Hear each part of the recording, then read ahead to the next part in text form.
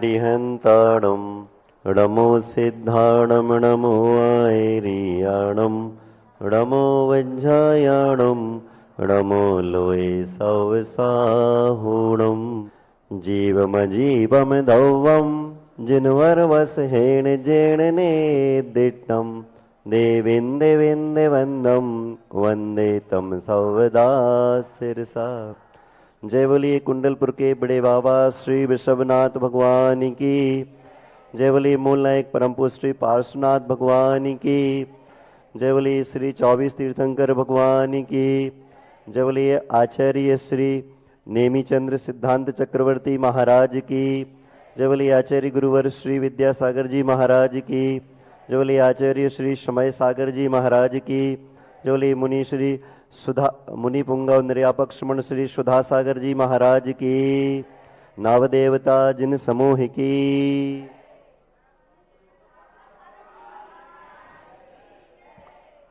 आज हम लोग यहाँ पर पुनः उपस्थित हैं और एक मंगल भावना को लेकर के कि हम लोग अपने जीवन को बहुत अच्छा, सुंदर, व्यवस्थित और आदर्श के जैसे बनाएंगे। तो आइए ऐसी धर्म सभा में हम लोग अपनी सबसे पहले नमोकार योग को जो कल किया था उसको यहाँ पर आज पुनः उसकी पुनरावृत्ति करेंगे। प्रारंभ करें। नमो अरिहन्ताणं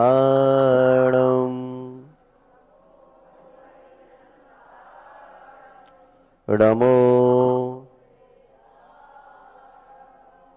नमो नमो नमो। ये कल वाले विषय की पुनरावृत्ति है अथवा उसको हमने फिर से स्मृति में लाए हैं। आज इसमें थोड़ा सा सुधार करना है। सिंपल वाला हो गया ये।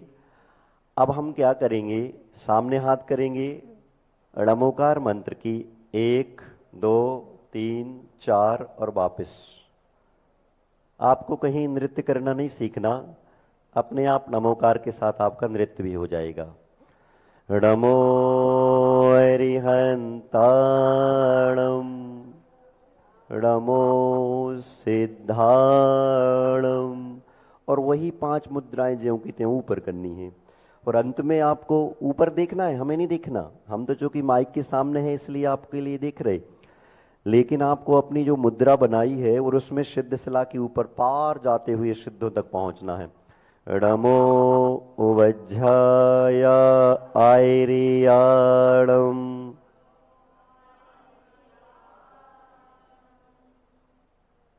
नमो वज्रा। अब इसमें क्या करना है, सिर ऊपर करके राइट लेफ्ट आगे पीछे चारों तरफ करते हुए वो वापस लाना, तो 5 मुद्राएं बन जाएंगी। हाँ, नमो वज्रा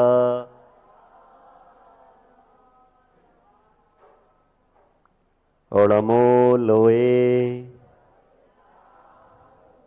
देखो अपने पास सुबह का वक्त है, समय है, तो आप लोग ये नहीं सोचना कि लोग कम आएंगे। सुबह की कक्षा में तो वही लोग आएंगे जो बहुत बड़े त्यागी होंगे, तपस्वी होंगे, साधक होंगे, समर्पित होंगे, श्रद्धालु होंगे।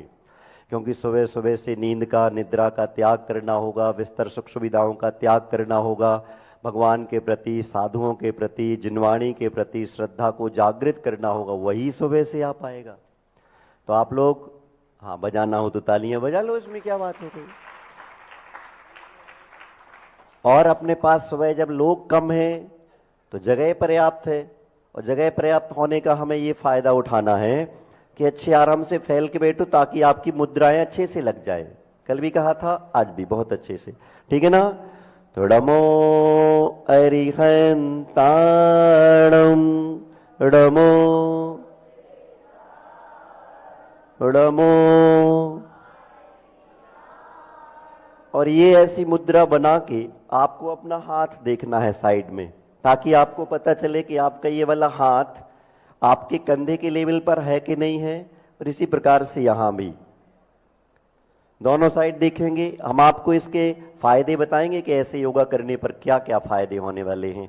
इसी प्रकार से नमो वज्रायणम, नमो लोये सव। ये आपकी दो मुद्राएं हो गई। एक मुद्रा के साथ स्वाध्याय चलेगा, क्योंकि कल बड़े महाराज ने आप लोगों को, हम सबको उपदेश दिया है कि शिविर का मतलब हम बहुत बड़े ज्ञानी बनने नहीं जा रहे हैं। शिविर का मतलब हम शास्त्रों के ज्ञाता बनने नहीं जा रहे हैं। शिविर का मतलब हम बहुत बड़े विद्वान बनने नहीं जा रहे हैं।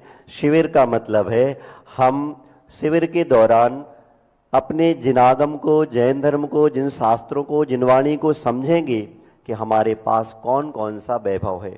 हमें गाथाओं से याद करने से ज्यादा मतलब नहीं रखना कि हमें गाथा याद होना चाहिए। पढ़ने में हम आपको आज विधि सिखाएंगे पढ़ने की कैसी है, पर स्पीड बहुत बढ़ेगी। विद्या सुधा सुब्रत एक्सप्रेस आज दौड़ेगी। क्यों दौड़ेगी? क्योंकि हमें ग्रंथ, कल आप लोगों की भावना थी कि आराम से पढ़ेंगे, पर नहीं, हमें पूरा ग्रंथ पढ़ना है। इसके बाद फिर आपको लगता है कि ये माल तो बहुत अच्छा है, तो फिर उसके बाद हम फिर से पढ़ेंगे और एक बार शिविर फिर से लगेगा। इसलिए आज थोड़ा सा हम आगे चलते हैं। कल प्रथम गाथा में हम लोगों ने मंगलाचरण के रूप में गाथा का अध्ययन किया था। जीवम अजीवम दव्वम जिनवर वस हेण जेण ने दिठम।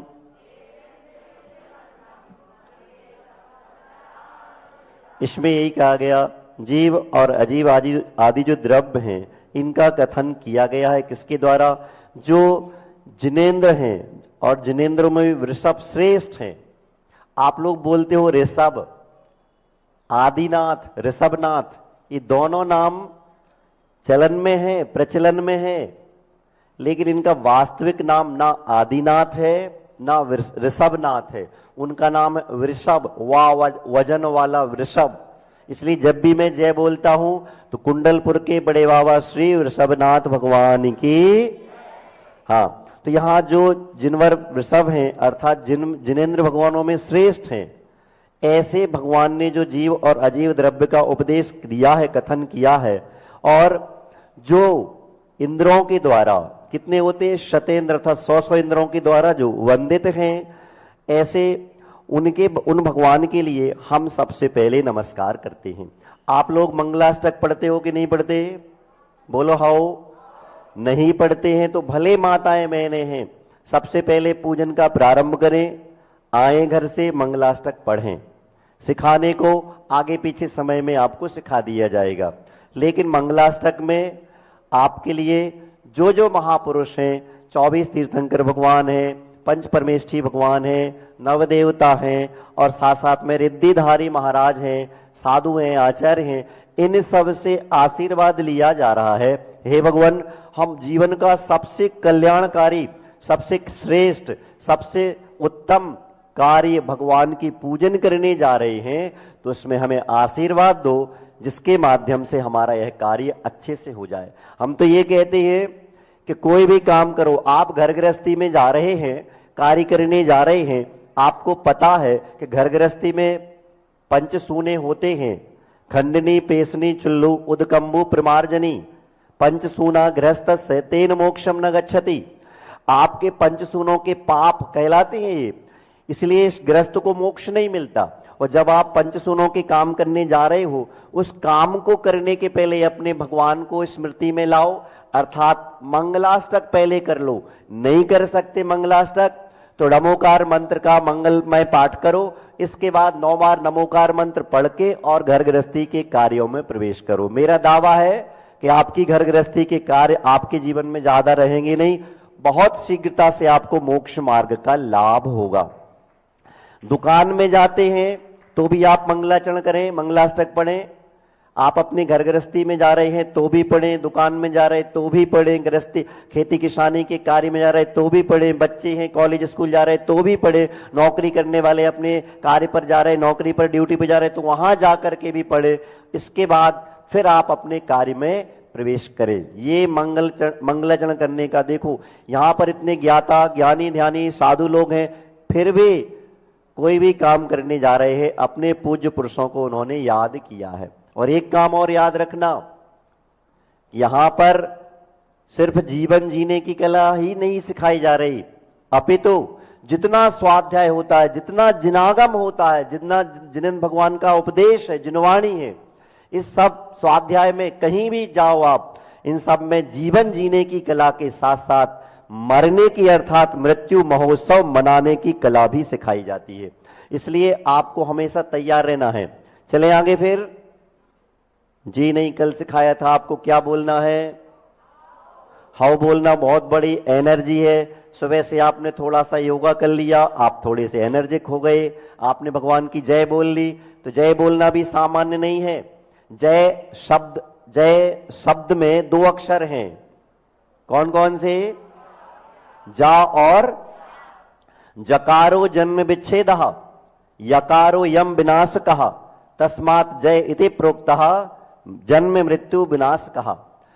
जा शब्द में दो अक्षर हैं, जा और या। जा अर्थात जन्म और या अर्थात यम अर्थात मृत्यु। जिन्होंने जन्म मृत्यु पर विजय प्राप्त कर ली है, जो व्यक्ति उनकी जय बोलता है, उनके भी जन्म मृत्यु आदि सांसारिक विकारों पर विजय प्राप्त होती है।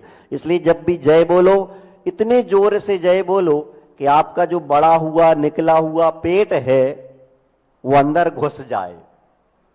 आपने कभी देखा हो जब आचार्य महाराज हंसते थे तो उनका इतना बड़ा पेट था पर वो पूरा अंदर घुस जाता था।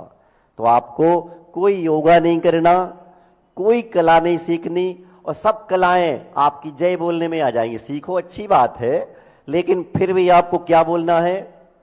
जय बोले कुंडलपुर के बड़े बाबा श्री ऋषभनाथ भगवान की। अच्छी जोर से बोला करो जय। जय बोले मोला एक श्री पार्श्वनाथ भगवान की। जय बोले आचार्य गुरु श्री विद्यासागर जी महाराज की। जय बोल लो, अच्छे आराम से थोड़ा बहुत योगा कर लो। सारे दिन भर आप लोगों ने देखा होगा कि हम लोग कैसे भले बुढ़े हो गए हम लोग, पर देखो पूरे एनर्जिक रहते, पूरे ऊर्जावान रहते हैं। इसलिए आपको भी ऐसे ही ऊर्जावान बनना है, उत्साह के साथ काम करना है। भले ही थोड़ा सा छोटा सा स्वाध्याय हो पर उत्साह हो, पूजो भाव हो उत्साह सो, उत्साह के साथ। क्योंकि आप लोग स्वाध्याय कर रहे हैं, शिविर में आए हैं, साधुओं का संत समागम कर रहे हैं। इसका उद्देश्य क्या है? वर्तमान पर्याय की अपेक्षा से समाधि करना सबसे बड़ा लक्ष्य है, और आगे भविष्य की पर्याय के हिसाब से मोक्ष को प्राप्त करना। अब आप मोक्ष को प्राप्त करने के लिए, मुक्ति को प्राप्त करने के लिए और अपने जीवन में समाधि की तैयारी करने के लिए यहां पर आए हैं, और उदास उदास बैठे रहोगे तो हमने कहीं पढ़ा था, उदासी जिन चेहरों का श्रृंगार करती है, उदासी जिन चेहरों का श्रृंगार करती है, मक्खी भी उन पर बैठने से इनकार करती है। अब जब तुम्हारे चेहरे पर जीवन में मक्खी नहीं आ रही तो मुक्ति कहां से आएगी? इसलिए हमेशा बिल्कुल प्रसन्न रहना। मंदिर जा रहे, अरे यार क्या करें, वो महाराज जी हैं, उनने स्वाध्याय प्रारंभ करवा दिया, सिविल लगा दिया, नहीं जाएंगे तो गुस्सा हो जाएंगे, जाना पड़ रहा है, समझ लो धर्म ध्यान नहीं हो रहा। हम कहां जा रहे? हमारे यहां सिविल लगा है, इतने धुरंधर साधु लोग अपने जीवन के सार को निचोड़ करके आपके लिए प्रस्तुत कर रहे हैं, हम उसमें शामिल होने के लिए जा रहे हैं। ऐसे भाव से काम करना। चलो आगे चलते हैं। यहां पर हम लोगों ने मंगलाचरण किया, अब आगे चलते दूसरे नंबर की गाथा। जीवो उभोगमो अमुत्तिकत्ता सदेह परिमाणो भूता संसारत्थो सिद्धो सो विश्व सोड गई। अब आपको यह बता दिया गया तो जीव की पहचान क्या है। आपके यहां मान के चलो आपका बेटा है, उसको आप बाजार में भेजो कि जाओ बेटा भिंडी खरीद लाओ,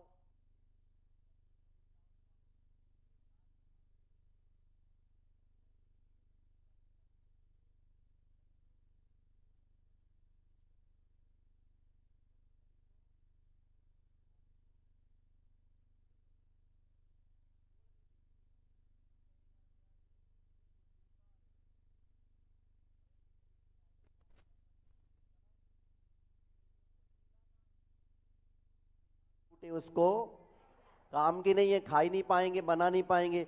तो ऐसे ही यहां पर आप मोक्ष मार्ग में आगे बढ़ रहे हैं।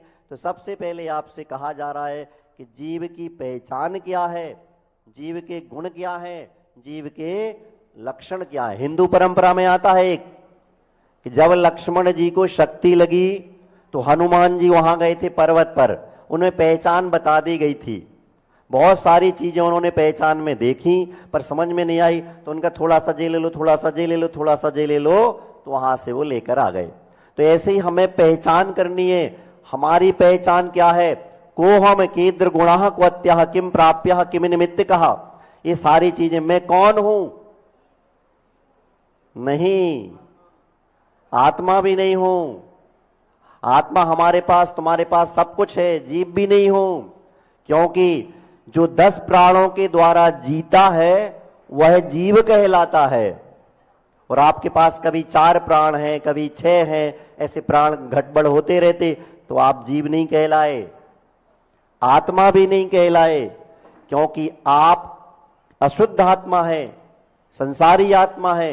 आपको अपने जीवत्व को प्राप्त करना है, आत्मत्व को प्राप्त करना है, उसके लिए स्वाध्याय कर रहे। तो जीव कैसा है? ओगमो, जीव में उपयोग होता है। उपयोग का मतलब होता है जिसके द्वारा हम अपना कार्य करते हैं। और आपने देखा हो कई बार अपन लोग जैसे भगवान के सामने ऐसे बैठ जाते, घर में ऐसे बैठ जाते, सामने वाला पूछता कहां गए, तो आपका शरीर तो यहां है पर उपयोग कहीं चला गया। ऐसे उपयोग वाला जीव होता है। अमुत्ति कत्ता, अमूर्तिक होता है, अर्थात जिसमें हम और आप जैसे दिखाई दे रहे हैं ऐसे नहीं होता है। कत्ता करता होता है, काय का होता, विस्तार से बाद में समझेंगे। सदेह परिमाणों, परिणामों नहीं पढ़ना, परिमाणों, परिमाण माने आकार, उतने प्रमाण वाला। जीव जितना भी होता है, समुद्घात को छोड़ दिया जाए तो जीव अपने प्रमाण के बराबर होता है। आप लोग कई बार कहते हो साधुओं से, महाराज आप तो बहुत बड़े कलाकार हो, पर मैं आपको बताऊं हम भी कलाकार हैं और हमारे दमोह के जितने शिवरार्थी हैं सब कलाकार हैं। कैसे? ताली अच्छी बजाया करो जोर से। ताली बजाना भी जीवन जीने की बहुत बड़ी कला है।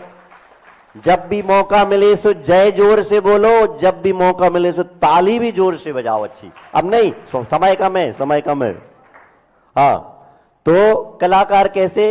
आप लोगों ने 6 डाला में पढ़ा होगा, सकल निकल परमात्म द्वैविध। सकल माने शरीर के साथ और निकल माने शरीर से रहित, कल माने शरीर और आकार माने शरीर के आकार का। सदेह परिमाणों, तो हम और आप सभी लोग शरीर के आकार के हैं, अर्थात कल के आकार के हैं। और जो कल के आकार का होता है वो कलाकार कहलाता है। तो हम भी कलाकार और आप भी कलाकार। तो सदैव भोक्ता भोग, संसार में स्थित है। और ये तो हो गए संसारी प्राणी की व्यवस्था। सिद्धो सो विश्व सोड गई। और सिद्ध कौन होते हैं? स्वभाव से जिनका ऊर्ध्वगमन स्वभाव करने का स्वभाव होता है उन्हें सिद्ध कहते हैं। तिक्काले चदुपाणा इंद्रिय बल माऊ आण पाणोया व्यवहारा सो जीवो निश्चय नय दो दुचेदना जस। आप लोग कौन से ग्रंथ को पढ़ रहे हैं? कल हमने आपको बताया था कि 6 चीजों का याद रखना है। कौन कौन सी? अब मुझे याद नहीं आ रही, बाद में बताऊंगा। है गाथा पढ़ने के तरीके होते हैं, गा और था।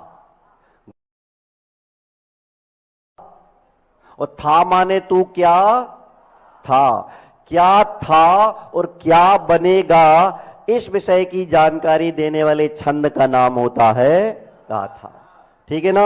और गाथा पढ़ने का तरीका क्या होता है? इसमें 4 पद होते हैं।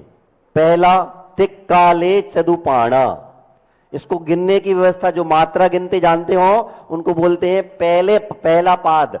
पहला पद, इसमें 12 मात्राएं होती हैं, गिन लेना, और दूसरे में वैकल्पिक होती हैं।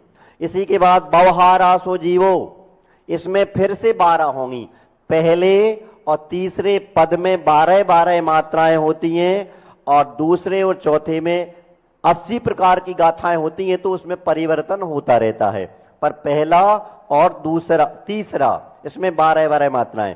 जो पहला पद होगा उसको कैसे पढ़ा जाएगा? हंस जैसा। हंस जानते हैं आप लोग? हंसा नहीं जानते? वो हंस ऐसे ऐसे चलता आराम आराम से। तिक्काले चदुपाणा,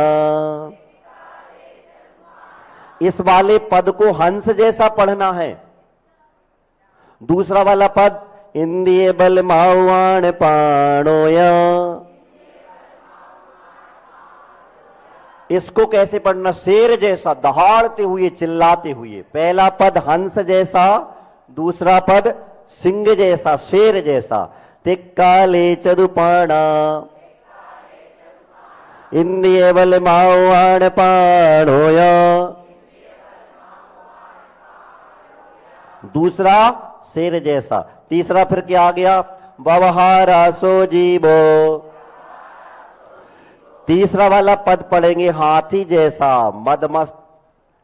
बवहारासो जीवो। चौथा पद आएगा, इसको पढ़ना सांप जैसा।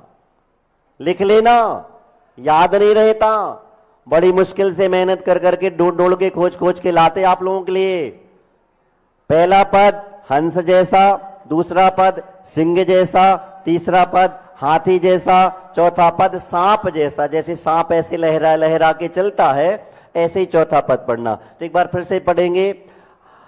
3 कालों में, अब आगे वाली गाथा पढ़ेंगे। 3 काल में जीवों के कितने? 4 प्राण होते हैं। कौन कौन से? विस्तार बाद में करेंगे।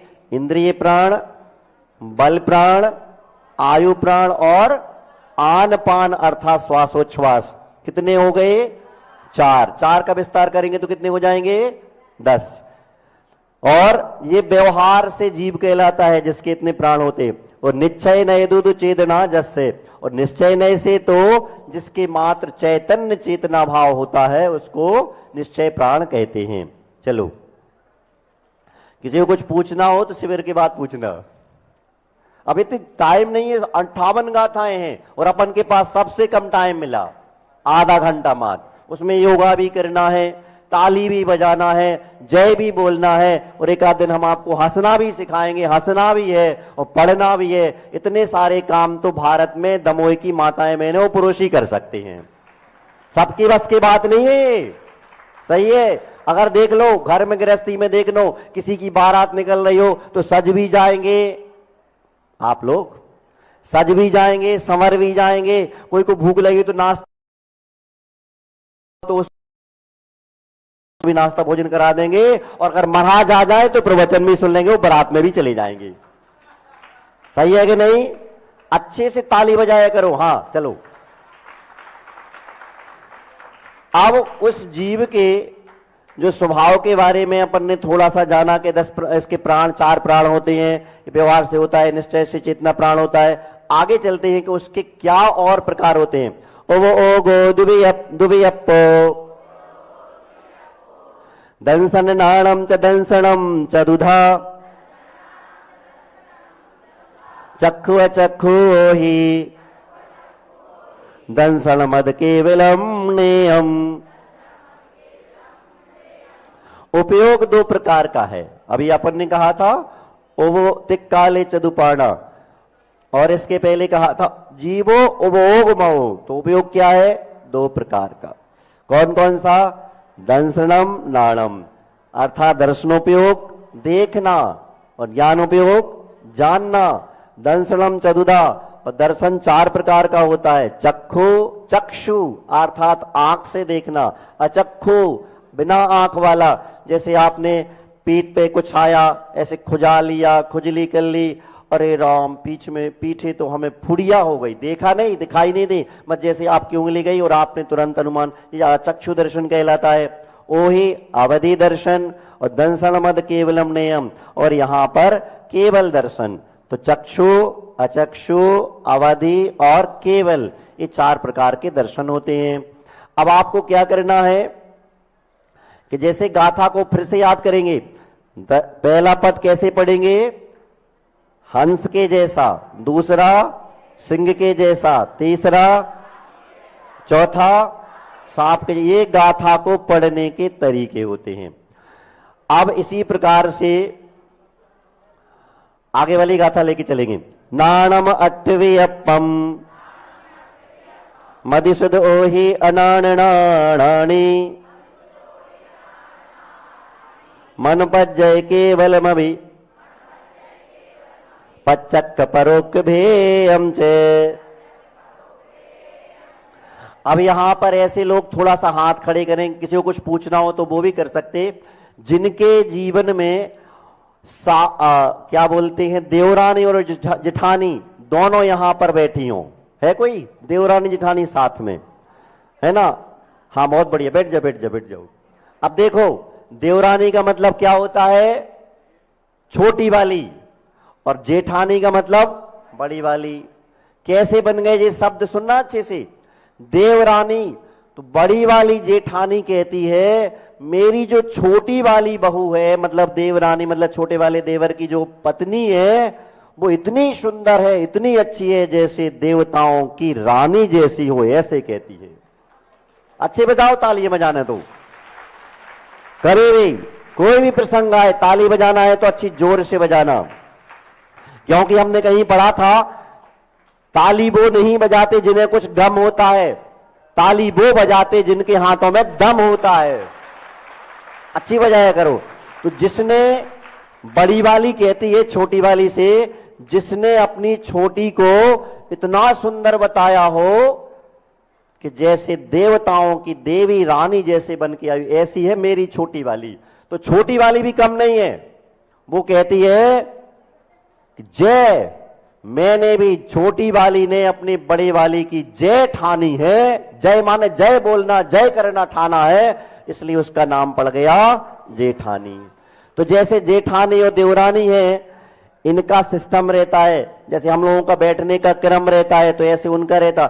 इसी प्रकार से जब छंद पढ़ेंगे, गाथा पढ़ेंगे, तो उसमें आपको जो छोटी मात्रा है उसको देवरानी जैसा कम समय देना है, और जो बड़ी मात्रा है उसको जेठानी जैसा ज्यादा समय देना है, क्योंकि जेठानी का विवाह पहले हो गया था, वो ससुराल में ज्यादा कम रहेगी, और देवरानी का विवाह अभी हुआ है तो ससुराल में वो ज्यादा। इसी प्रकार से समझना है।